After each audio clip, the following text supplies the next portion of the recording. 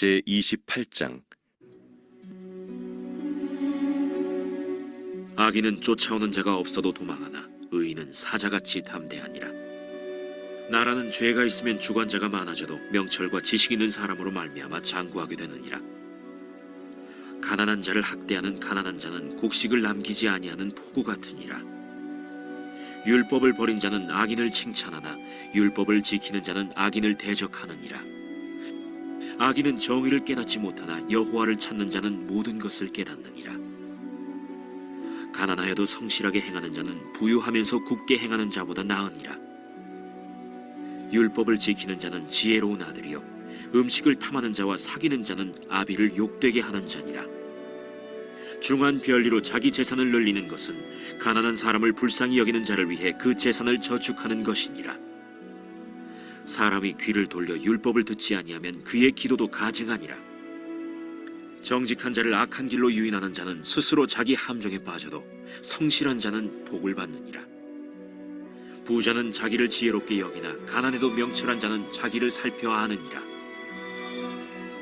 의인이 득이하면 큰 영화가 있고 악인이 일어나면 사람이 숨느니라. 자기의 죄를 숨기는 자는 형통하지 못하나 죄를 자복하고 버리는 자는 불쌍히 여김을 받으리라. 항상 경외하는 자는 복되거니와 마음을 완악하게 하는 자는 재앙에 빠지리라.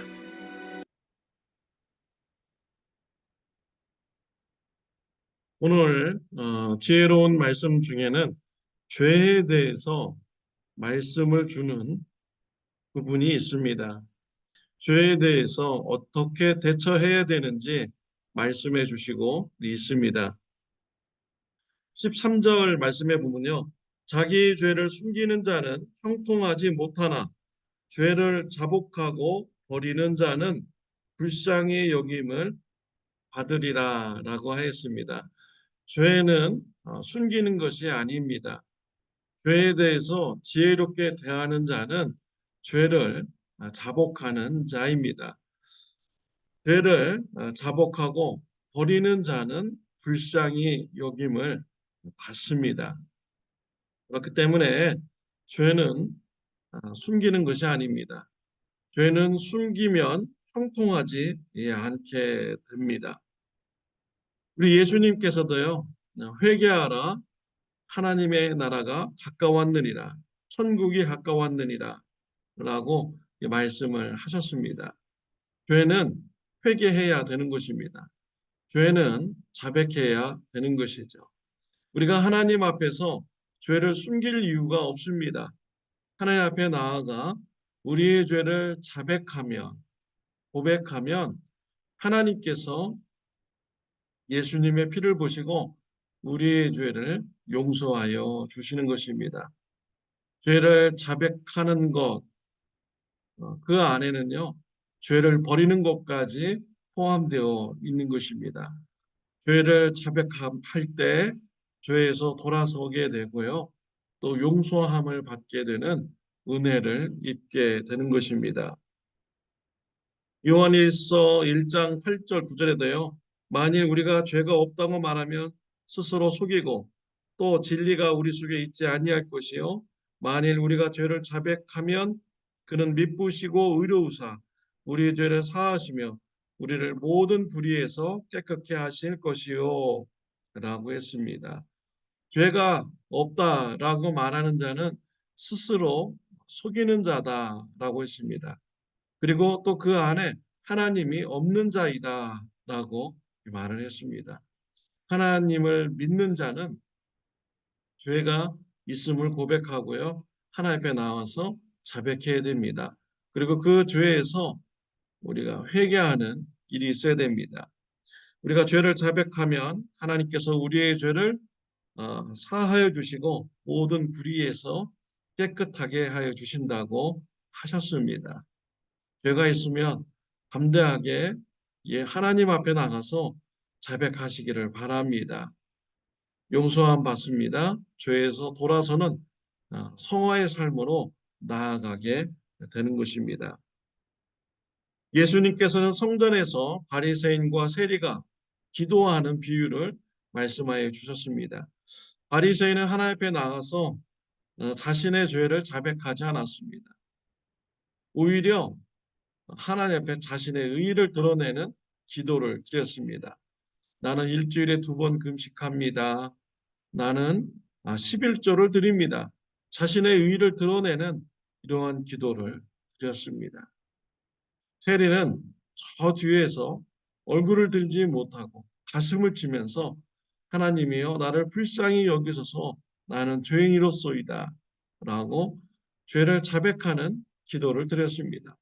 예수님께서 세리 기도가 응답되었다.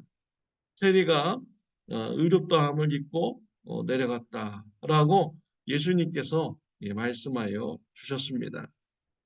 바리새인도 분명히 죄가 있었는데 그는 하나님 앞에 나가서 용서함 받지 못했습니다. 자신의 자랑거리만 내려놓고 갔던 것이죠. 세리는 하나님 앞에 나와서 죄를 자백하여서 의롭다함을 입고 어, 내려가는 자가 되었습니다. 누가 지혜로운 자입니까? 하나님 앞에 나가서 죄를 자백하는 자가 지혜로운 자인 것입니다. 14절에 보면 항상 경외하는 자는 복되거니와 마음을 완악하게 하는 자는 재앙에 빠지리라 라고 했습니다. 자신의 죄를 인정하지 않고 계속 고집부리고요.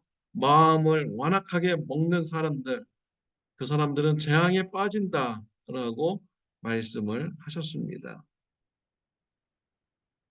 이스라엘 역사에서도 너무나도 우리는 쉽게 볼 수가 있습니다. 하나님께서 북이스라엘과 남유다에게 선지자들을 보내어서 죄를 지적하고 회개하라고 했는데도 마음을 완악하게 가지고 회개하지 않았습니다. 북이스라엘이 멸망했습니다. 남유다도 멸망당했습니다. 예수님 시대 때 예수님을 억울하게 죄를 2명을 씌워가지고 십자가에 못 박은 대제사장들, 바리새인, 사두개인, 마음이 완악한 자들이었죠. 예수님께서 죄를 지적하였습니다. 그때 회개하지 않았습니다. 완악하게 마음 먹고 오히려 죄를 지적하시는 예수님을 향하여서 죽이려는 이런 행동을 한 것이죠. 이스라엘 민족이 AD 70년에 로마 제국에 의해서 멸망당했습니다. 예루살렘 성이 완전히 부서졌습니다. 그리고 이스라엘 백성들은 온 세계에 흩어지면서 살아가는 이런 큰 재앙을 당하게 되었습니다. 죄에 대해서 지혜롭게 대처하는 방법은요. 하나님 앞에 나가서 죄를 자백하고 죄를 버리는 것입니다. 그럴 때 죄로부터 용서함 받고 죄로부터 자유함을 얻을 수가 있는 것이죠. 자백하지 않을 이유가 없는 것입니다. 사랑하는 성도 여러분, 하나님 앞에 담대히 나가서 예수님의 피를 붙잡고 죄를 자백하고 죄를 버리는 성화의 삶이 풍성하게 있으시기를 바랍니다. 기도드리겠습니다. 하나님 아버지, 예수님의 보혈의 피로 우리의 죄가 용서받게 해주시니 하나님 감사합니다. 예수님의 피를 붙잡고 담대히 하나님 앞에 나가서 우리의 죄를 자백하는 자가 되게 하여 주옵소서. 성화의 삶을 살아가는 자가 되게 하여 주옵소서. 예수님의 이름으로 기도드렸습니다. 아멘. 하나님과 기도로 깊은 교제가 있는 하루가 되시기를 바랍니다.